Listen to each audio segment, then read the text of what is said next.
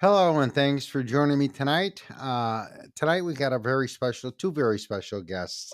We've got Bonnie Barrington. We also have Jared Pruitt, and Bonnie.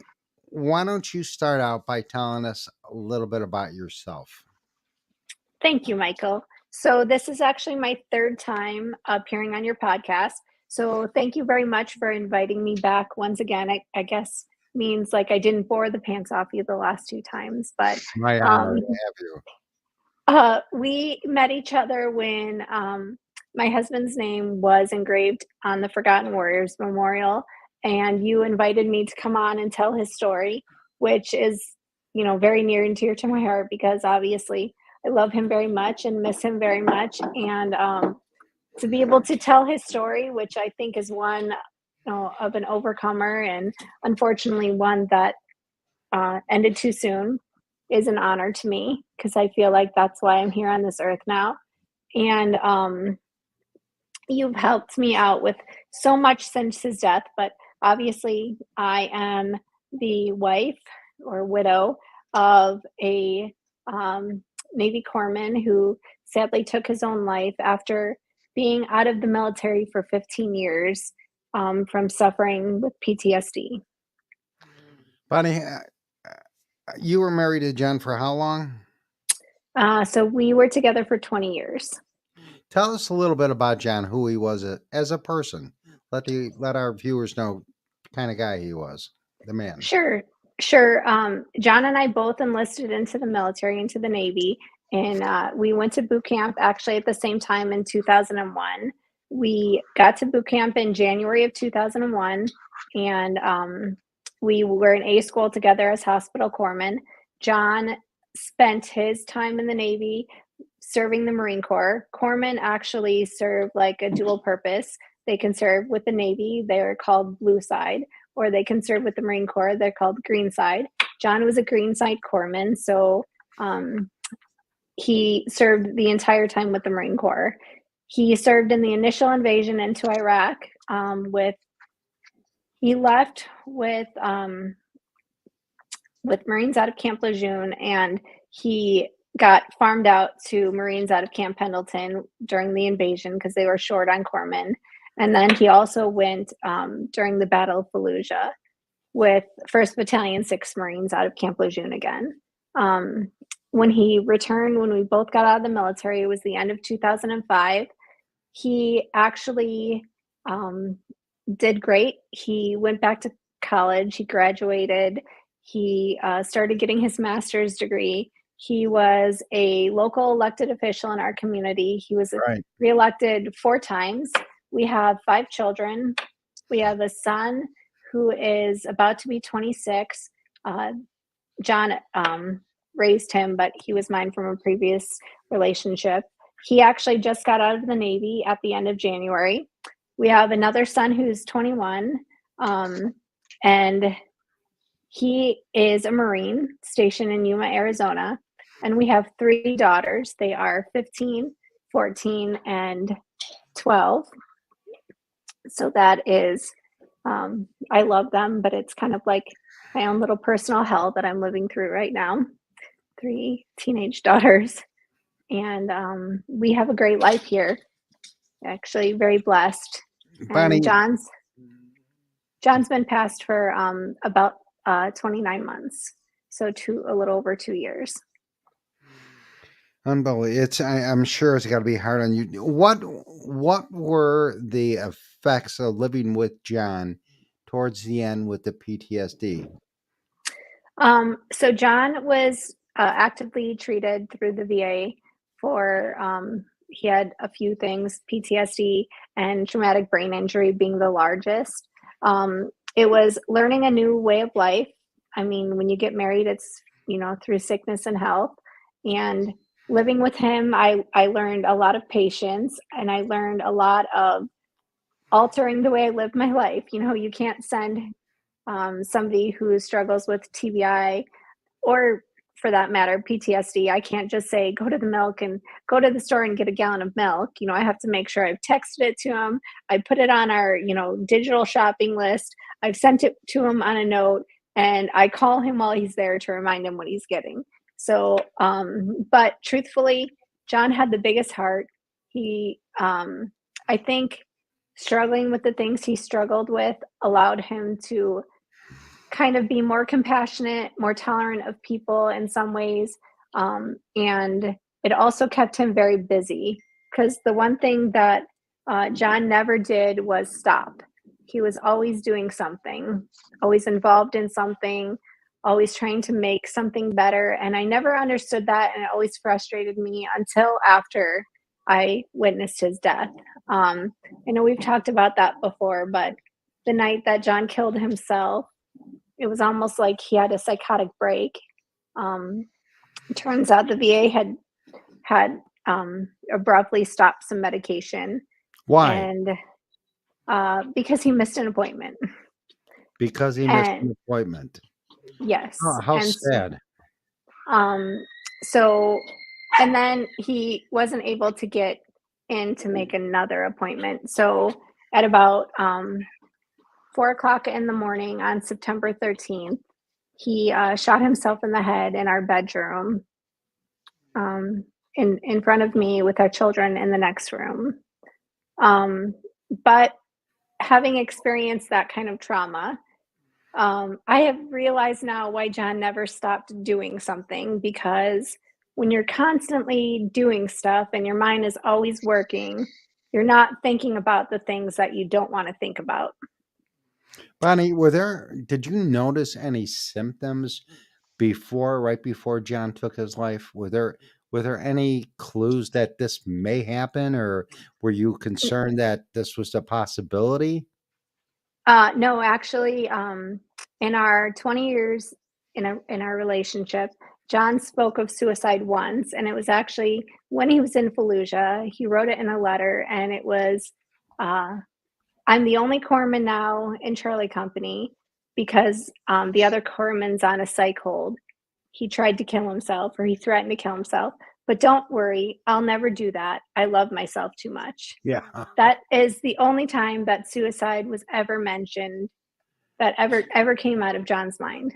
So, What was the effects of John's suicide on your family? I'm sure it had to be a profound effect on the children, and to go through that with you.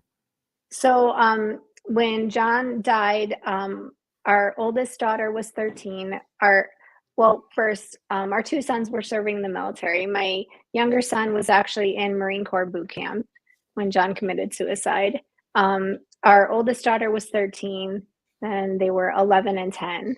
And my middle daughter, who had the closest relationship with John, since his suicide, she has actually tried to kill herself twice. And so thankfully, it's she's getting mental health help at this point pretty consistently. And the other 2 daughters are doing pretty well. One suffers from a little bit of anxiety, and then my older daughter, she's 15 and acts like it never even existed. But I would say they have a little bit more anger than from before he died.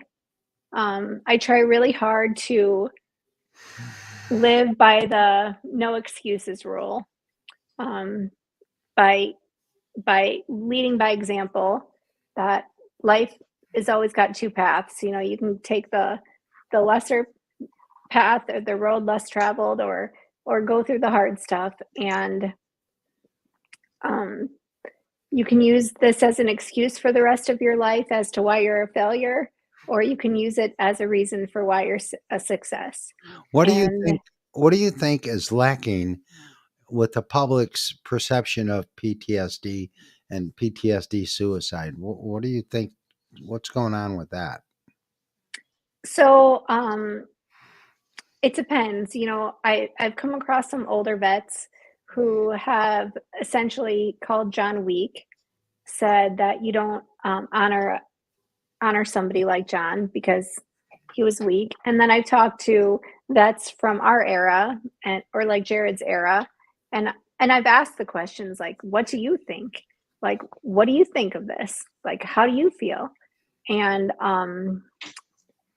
The older vets obviously say you don't honor people like John. The younger vets, Terrible. uh, the younger vets honestly say, some of us died or were wounded in combat, and some of us came home and and were sick, and no one knew about it. And it just took us longer to die. It took them longer to die Are you because getting are you getting professional help to help you cope with this, Bonnie? Is there, you know, yes, I see. At this point, I've been seeing my counselor for about 18 months, and I see her at this point in time every other week. I was seeing her once a week, but she's really great. I can text her at any time, and I feel like I'm at a point to where I probably will need to talk to somebody for the rest of my life. But um, right now, it's I'm pretty even keeled. uh, So, but you never know. It can change from day to day. One day have- you're completely fine, the next day you're are a you mess. are you connecting with other families that are going through or have gone through this? So, the one thing that I have done that I think has been most helpful to me is, um, well, actually, it's the thing I struggled with the most after John died. I felt responsible, like I couldn't save him. I missed signs. I missed something I should have seen that would have given me a heads up. I know. Truthfully, that's not the case. I didn't miss anything. It's not No, my fault. I couldn't have changed anything. But now I have, in a sense, and become, for a lot of the Marines that John served with, like they trust me with their problems. They trust me with talking about things, and um, a little bit in an unhealthy way, I am not gonna ever miss it again. Like I take it all too seriously. And right. it's even from things just as small as one of the Marines has struggled with some marital problems, and both his wife and him have come to me and talked to me, and I'm like, you know what? It doesn't matter. In the big scheme of things, it doesn't matter that he didn't make the bed the right way. And you say he does nothing, but let me tell you, I know what nothing is. He's doing something. So you just have to appreciate the small things, because sometimes that's all they can do. You know, And there's when we lose a active duty KIA, there's nothing our family, their families could have done to prevent that. Nothing whatsoever. It was out of their control. It's God's will, and that's it. When a family loses somebody to PTSD, suicide, from what I gathered from talking to as many families as I have that lost somebody, um, they're always left with that nagging question: what could I have done? What should I have done? What did I miss? How could I have prevented this? So, and that question is just always haunting them, you know, and that's so hard for these families to endure that thought. What did I miss? What could I have done? And there's actually, nothing, nothing. And I've nothing. struggled with that. I've struggled with that, and it's taken me a lot of counseling and a lot of different, strategies of working through things. And um, John never asked me for help. John never told me. And I was with my own personal job at the time, and John never wanted to burden me with the fact that he missed an appointment and the VA wasn't calling him back to reschedule another one. So John didn't give me the opportunity to help him. And looking back, I can say that, and makes me mad. Makes me mad that John didn't give me the opportunity to help him, because I would have done anything in my power to Right. have him here today.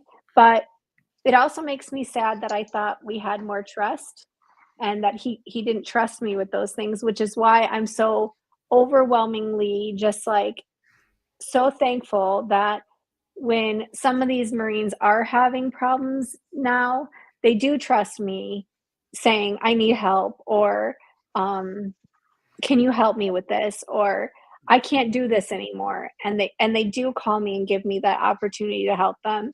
And I believe that God has a purpose for me that was bigger than what I knew.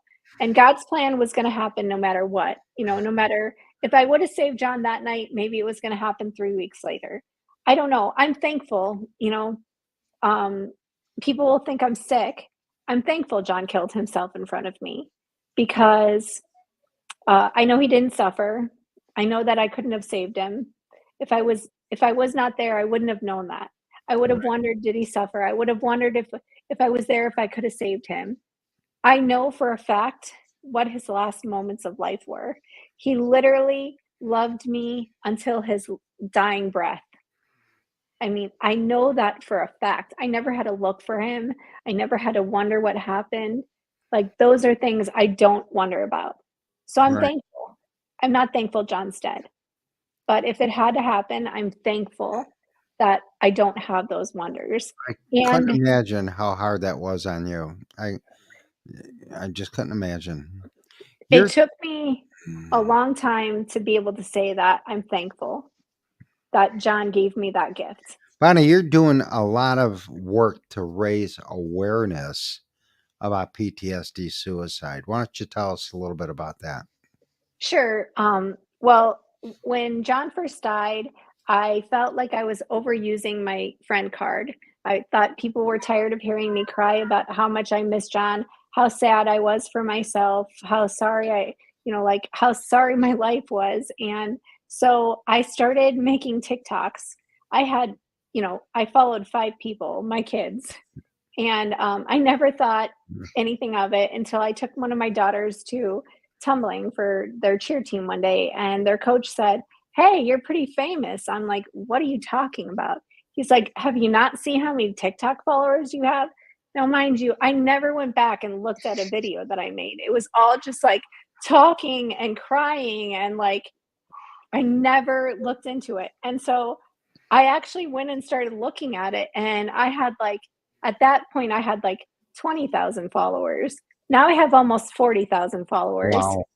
I talk about everything. Actually, I'm so glad that Jared's here with me tonight And we're because gonna get to Jared in a minute. Jared, y- we'll be with yeah, um, but I'm able to answer questions. I'm able to um, when John died at his funeral, I gave his eulogy.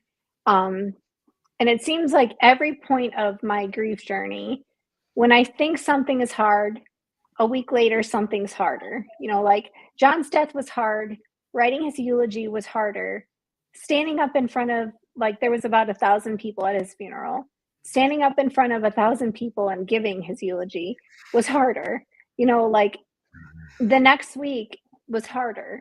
And but when I gave his eulogy, the one thing I said is I wanted something good to come out of John's death because he was always trying to help people. And he was always trying to make the world a better place. And I do believe that one of the ways John's death is bringing something good to light is that I'm given the opportunity on a platform to talk about PTSD, to let people know the reality of it, to share pictures of our life, um, so that they could see that just because John had PTSD, he was a normal guy. Like, he had a very professional job. He, served in our community. He did great things. He was the guy that people went to for help. Nobody would have ever thought that he could do what he did.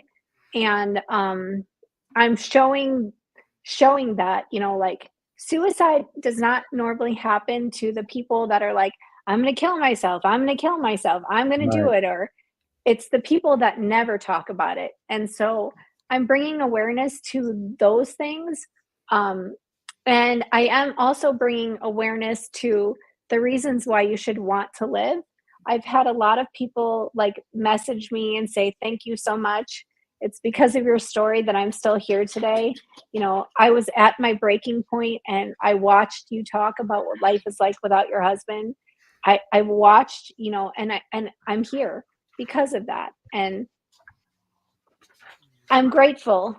to know those things. I'm so happy to know that John's story is still saving people. So, Jared,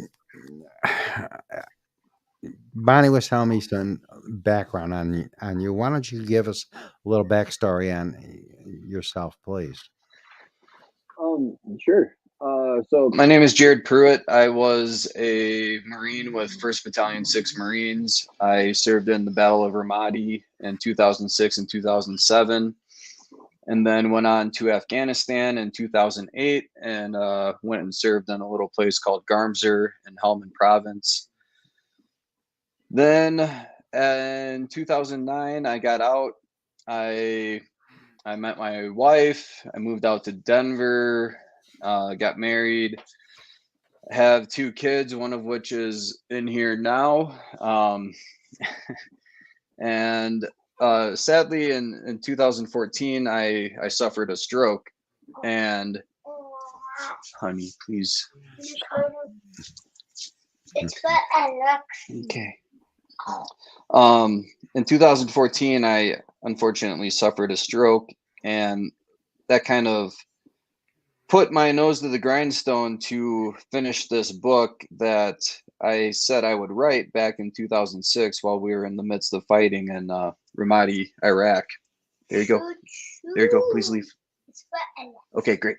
All right. And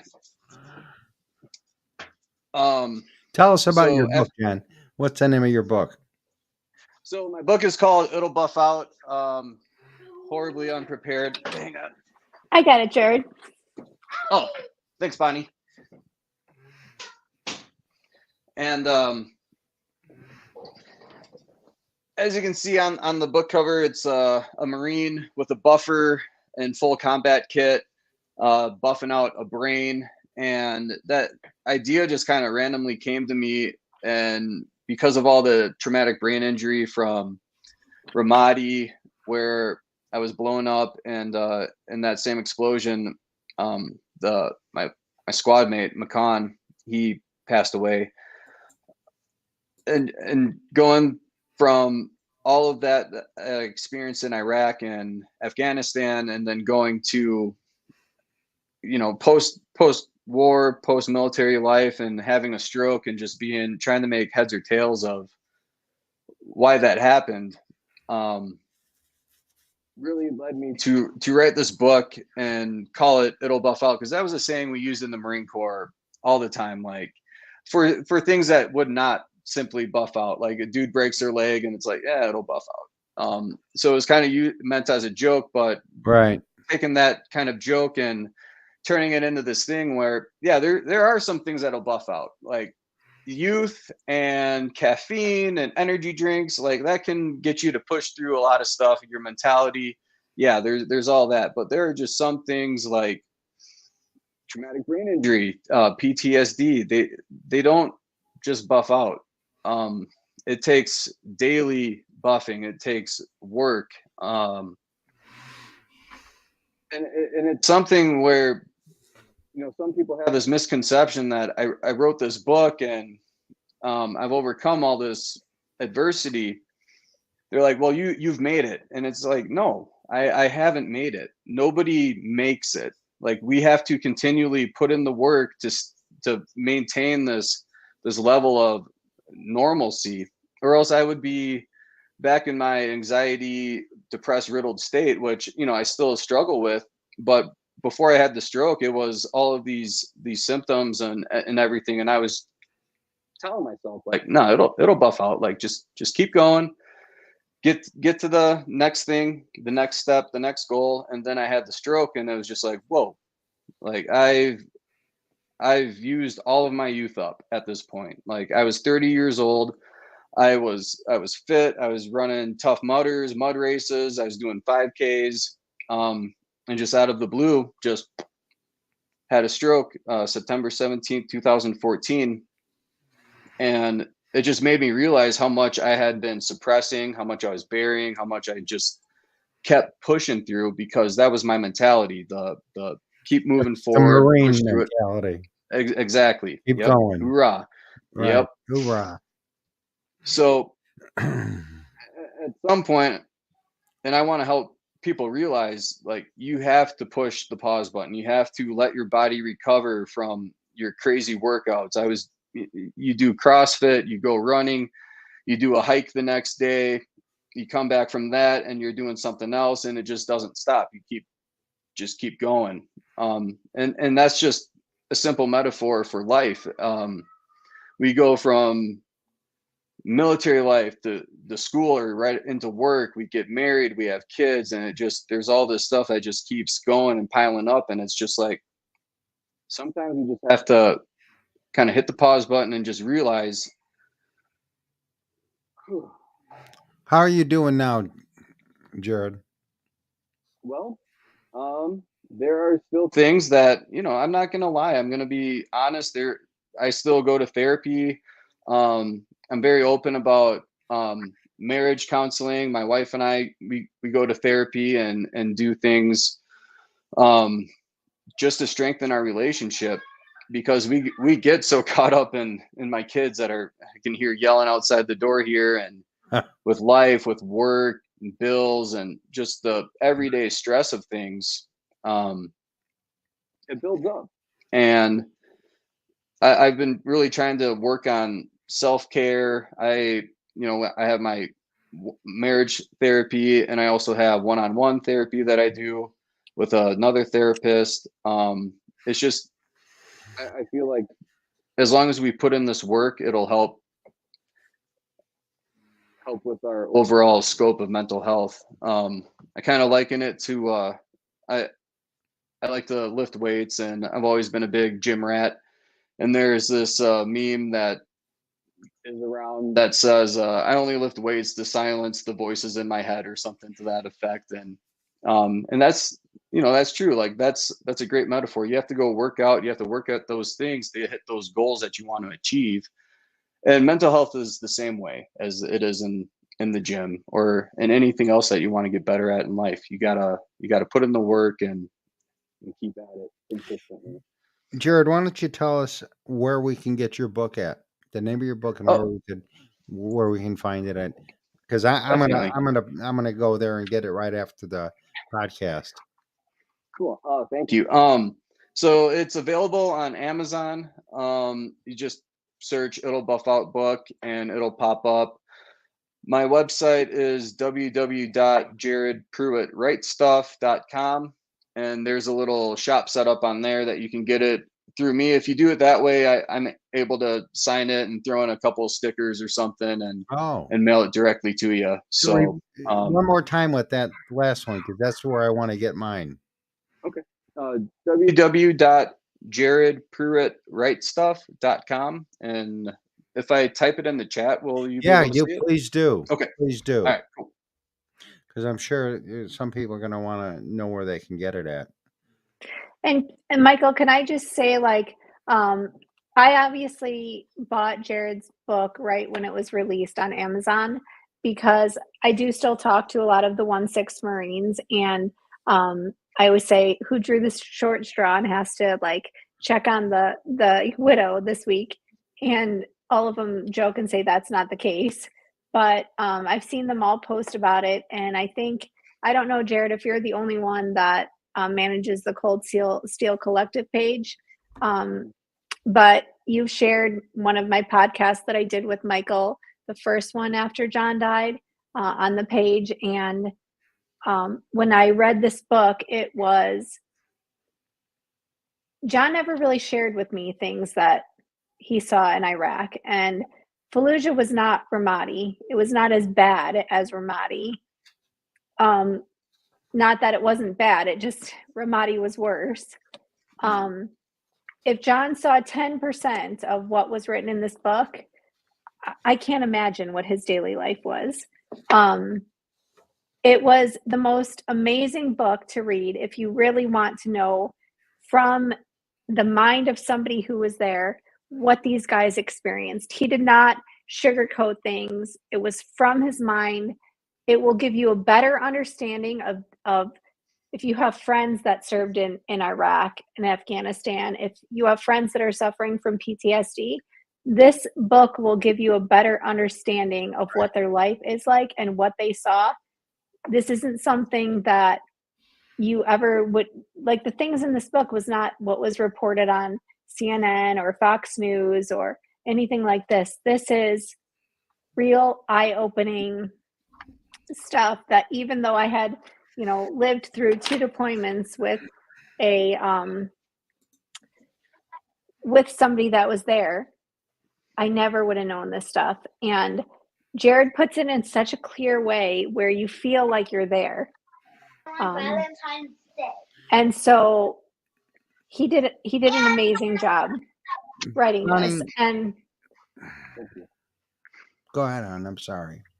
no, I was going to say I recommend it to everyone I know to read it. And actually, I talked about it so much on TikTok that I did a little contest, and I mailed a copy of your book to the winner because that's how important it is that I think people actually read it, because I think it was that great. And when Michael and I talked about doing another podcast, you were one of the people that I thought of to come on here, because I think, I want to see somebody, like you succeed. And I want to see your book get out there, and I want to see as many people read it as they can, because I think, especially with the climate that our country's in right now and the chances of us going back to war in the Middle East, and everyone's like, just do this. Well, it's not so easy, because the demons of war follow you guys home. And the things you see and the things you do there, you can't leave behind. You leave the war, but it never leaves you. This question is for each one of you to answer. What advice, Bonnie, what advice would you give to a wife or anybody out there that would be going through the struggles that the family would be having, getting through the PTSD? So you're asking me what advice I would give myself 3 years ago. No. I would say patience. The things that you think they're capable of, because for me, I knew John before the war. And the things John was capable of were different than the things he was capable of after the war. Even though physically he looked like the same guy, he wasn't the same guy. Right. He had a broken brain. His brain was not healed. And to second what you said, like, this isn't something you can go to 6 weeks of counseling for and suddenly they're like, you're good. Yeah, you're it's done. like never happened. Yeah. Like same as always. No, it's something that you have to make sure you are constantly striving and working towards. Something And you need to learn to live with, because it's yeah, just there. it's not a one and done, and the things that I thought John wasn't doing then, or like I said, why he was always keeping his mind busy, like, that's me now. My mind is never idle. It's working on something from the moment I wake up till the moment I go to bed, whether Right. it's playing a stupid game on my phone, watching TikToks, watching SpongeBob. My mind is always working. Again, I fall asleep doing that because I can't have an idle mind. Because if it's idle, it goes to bad places, and I know that. Jared, what about yourself?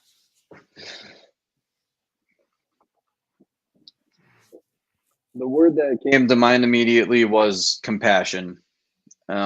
Whether it's for myself to have more compassion for other people, and then for those around the veterans who are dealing with whatever it is they're dealing, just having more compassion, and just understanding that,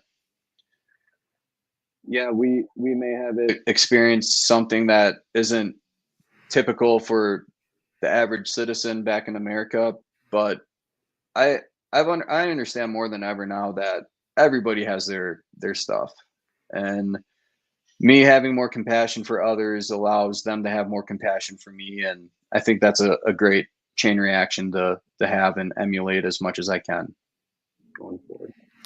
Well, I have to tell you, if there's one, we at the Forgotten Warrior Memorial at the ceremony, and I was explaining this to Bonnie earlier today, that if there's one takeaway message that I want people when they come to that ceremony to leave with, is that the veterans that we're honoring at this memorial and adding their names, regretfully, we're doing that.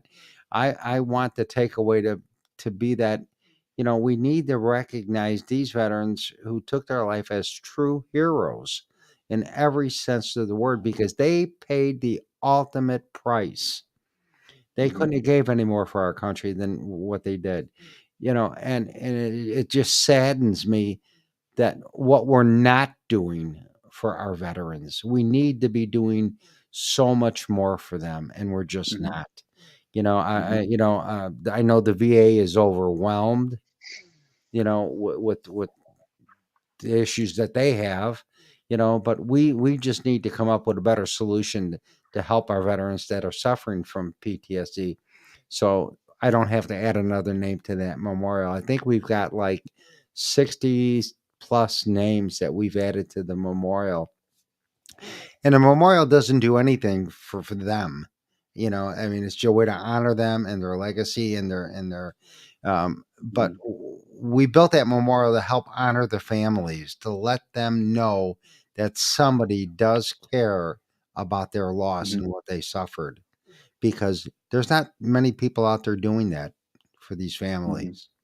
So that's And the it, whole purpose of the memorial, why we It's built it. amazing. and it did, Michael, like, to know that I have a place to take my children and and show them that their dad's life mattered, that is Right. huge. It Exactly. And Hmm. it is huge. that was the purpose of building that memorial. It meant so much. We train service dogs with K9 for veterans. For veterans with PTSD, we provide the service dog. We provide all the training. We provide free food and free medical for the life of that dog. It never costs the veterans. And we've had over 136 veterans in our program. And I'm proud to say that we have not lost one of our veterans that have a service dog to PTSD suicide. So, Wow. but again, it's for the families like yours, Bonnie, that we want the world to know that they need to be honored. That how much Hmm. more of a sacrifice could a family get paid than losing their loved one? I think Hmm. there's something to say. I know we have, Jared in Illinois, there's a US Congresswoman, her name is Tammy Duckworth, and while politically Tammy Duckworth and I don't aren't on the same Thank you. side of the aisle, okay? Thank you. However, I have come to her defense numerous times because the Chicago Tribune has written some nasty articles about that she doesn't pay taxes. In Illinois, if you're at least 70% service connected, you don't pay property taxes, which is Right. Yep. expensive in Illinois. And somebody was faulting her for that because, she's making the paycheck as a congresswoman. But the compassion that you were talking about, it's like, why don't you ask one of these veterans that are benefiting from not paying taxes, or like in terms of my family, I still don't pay taxes because that's a widow's benefit. Are there really any benefits to being a widow? Or my children get scholarships to go to their private school because their dad is dead. Like, people, criticize, not criticize, but don't understand that, or say you're so lucky. Yeah. Well, ask one of these families, ask one of those veterans, what would you rather have, a property tax bill or your legs back? Would you rather have a property tax bill or the traumatic Your event loved that one. Yeah. happened? Would you rather the scholarship to go to school or your person back here? That is a um that is something that people need to realize. It's great that our country gives back after the fact, after you lose a leg, after you lose an arm, after Hmm. you lose a life. But, you know, thank the vets while they're here. Thank them while they had two legs. Appreciate what they had to go through to receive the benefits they're getting. no vet wants to say, oh yeah, I'm 100% service connected and I receive money from the government. I'm, that's how I'm living. Nobody wants that. Everybody wants to go back to their old way of living. But unfortunately, because they signed that blank check to the United States of America and it was cashed in or it was partially cashed, they don't have that same life anymore. And we owe them something for that. Like, and not saying like you owe me this or my children No, are I owed know. this, I get but it. in a way they kind of are. Like if you read this book from Jared and you read the things he went through, I wasn't in Ramadi, but I read it through his eyes, and in some ways I felt like I was there. you know I can't wait to when get it. I'm really excited about purchasing it. It's an amazing book. You Yeah. will read it. I have not sat still to read like that in, I would say, at least 30 months. And I sat through a weekend and read that book from cover to cover. It is so good. I couldn't put it down. Bonnie, I'm sure John is looking down and so proud of you for you reaching out to other veterans, other military, to let them know, any the help that you can give them just by being there for them. That is so important. Is to have that ear to talk to. Mhm. I truthfully, I hope he's looking down and hearing me curse at him every, time I have to do something that I shouldn't have had to do. But that's in jest. I don't hope he hears that because I sure hope that he's looking down and proud at all I'm the sure, things Bonnie, I'm I'm sure doing. he is. There's no doubt in my mind. Believe me, because you're an amazing woman. I Thank love you, what you're Michael. doing. I love what Thank you, you're Michael. doing to get the word out.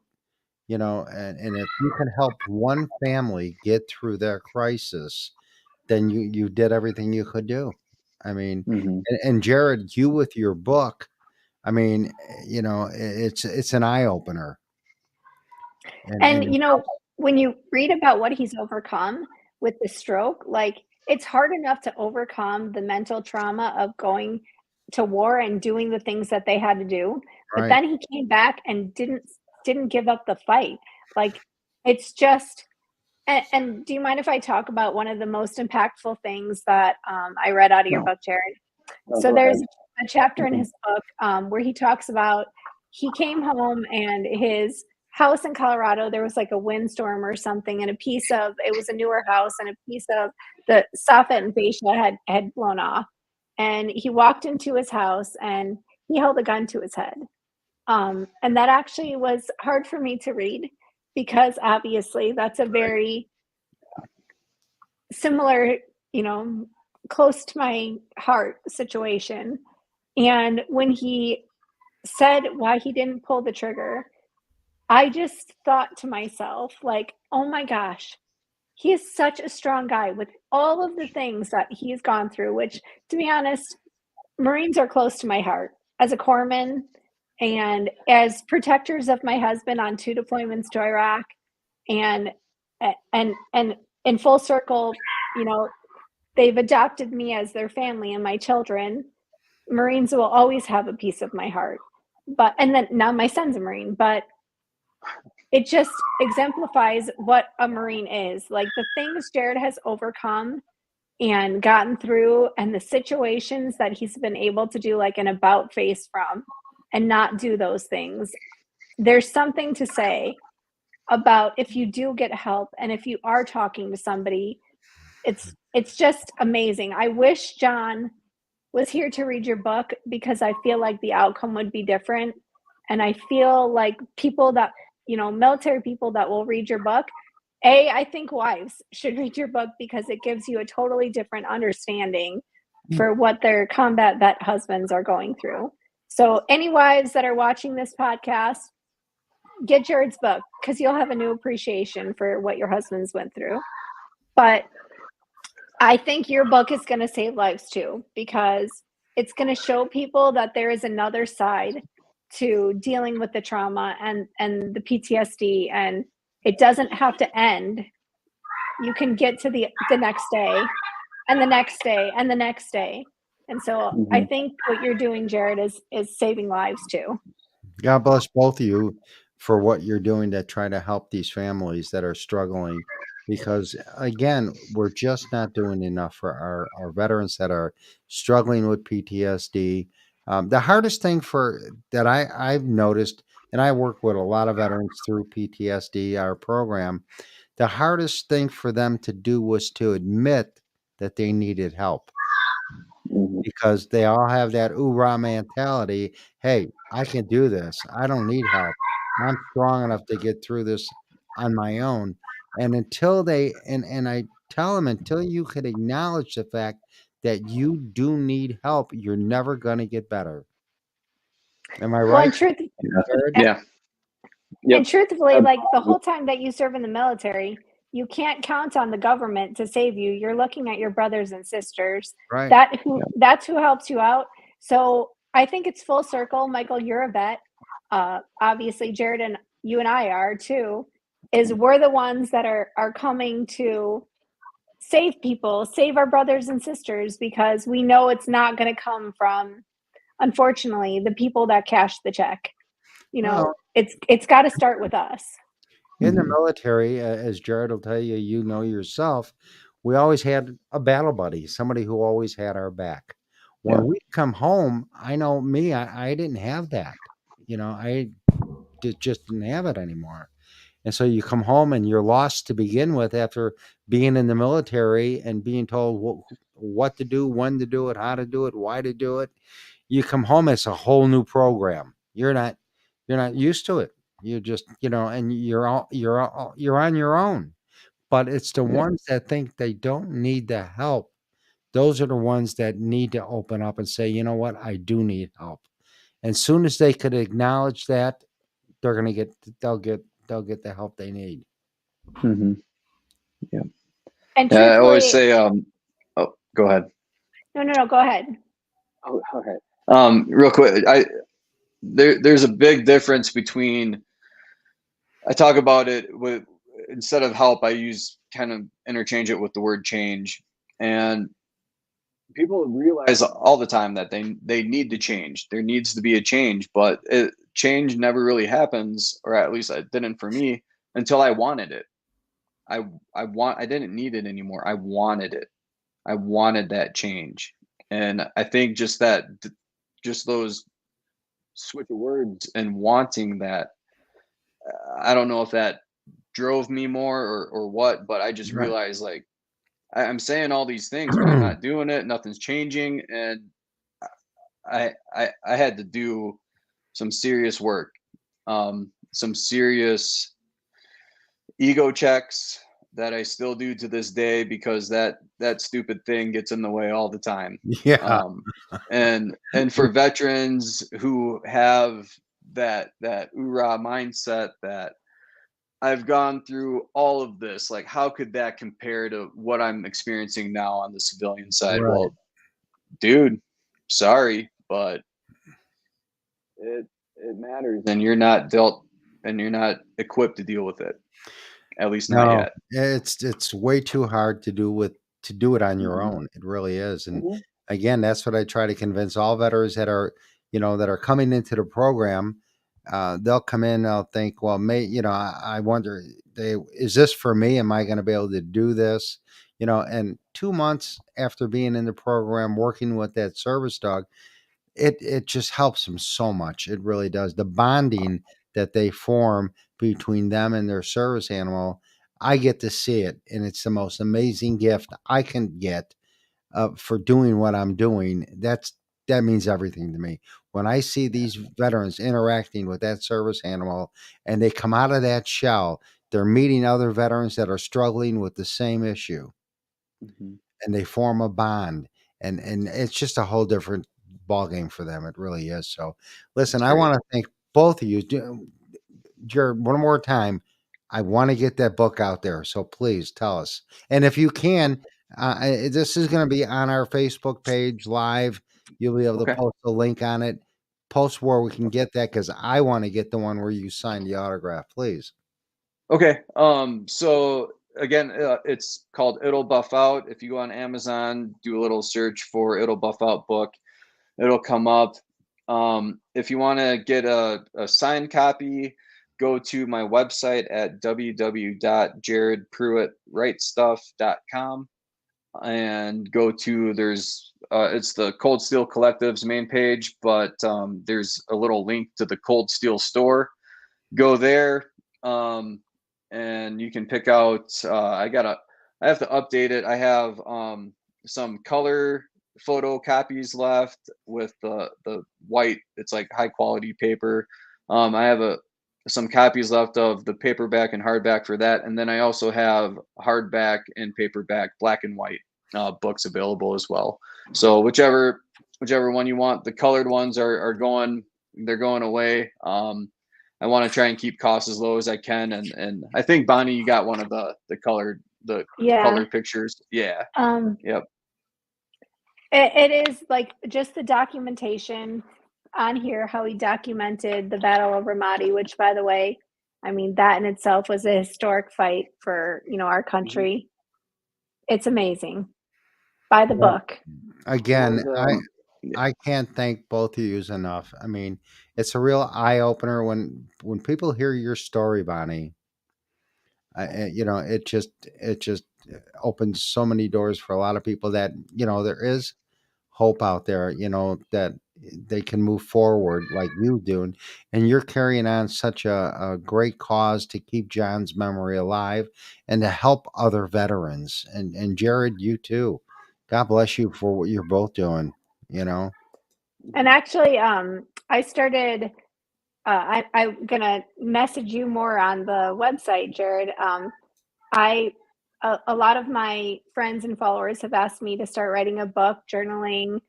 Just the journey after the death. Like the grief journey and how it is, and things like that. And so I have started. So that could help a lot of people. Maybe I'll be talking to you because I don't know. Cool. The first thing about writing a book. Bonnie, I'm sure you can do anything you put your mind to, young lady. Thank you, Michael. Yep. You're an amazing lady, believe me, and I'm so proud. Thank you. To know you, and I just love what you're doing to help to the cause of PTSD, to get the word out there. It's just great. And Jared, you too. We need more of that. So, I mean, it's not a disease. So I should say it's not a contagious disease, just like it's not something. I'm not ashamed of John. And suicide, I think suicide death in general is always a taboo subject. I'm not ashamed to talk about it. My grief is no different because John died in that way. So, I think when we have the ceremony at the memorial, I think the families are so happy that somebody finally acknowledged their loss, because it's such sometimes a taboo subject. Yes, it is. And it's like, we want the world to know that when we're adding a name to that memorial, that we're honoring these veterans for their life and their service to our country, because they did pay the ultimate price. And you do a great job. I will tell you, my flag in the shadow box that you guys present at the service is proudly displayed under my TV. So it's, I look at it every day. So I'm sitting on my couch. We try to do what we can to honor these families, because to me, that's the most important thing we could do. We can't do anything for the veteran who took his life, but we can honor these families, let them know that there are people out there that do care for their loss that they suffered. And that's important. And that's the whole purpose of that memorial. I mean, we try to make it a you've seen it, Bonnie. We have a full-blown ceremony. We have a bagpipe player. We have somebody playing dual taps. We have a blessing of the memorial. We present the families with the flag at the end of the ceremony. That's something that these veterans should have got when they took their life. Well, and I think the important thing that I want to point out about you, Michael, is that while you honor the deceased veteran, you're doing things to help the veterans stay alive. And I think Jared is, doing the same thing. And so I hope that people go out and support him by buying his book, because So do it's I. gonna it's gonna, make other vets who maybe have the desire to tell their story. I know for me with my grief, it has helped me to tell the story. You've given me a platform, like 3 times now to talk about my story, and it helps to get that out. And Jared, like, I'm sure you found a certain amount of healing to put your story out on paper and get it out of your head and down. And I think that's amazing. And to let other veterans know that there is an audience of people who care enough and want to Right. hear. And so go out and buy Jared's book. Guys, Thank you. I want to thank both of you for being my guest tonight. It was a great podcast. I just can't thank you enough for sharing your stories with us. God bless both of you, and keep doing what you're doing, because you're doing good work. Thank you, Michael, so much. And Thank thank you. you, Jared, Jared, it was a for pleasure writing the book. meeting you. And Jared, get that out there on Facebook for us. Yes, sir. I will do that. God You bless. got it. Thank you. All You right. have a great Thank evening. you both. Bye bye. Thank you. Thanks, You as Michael.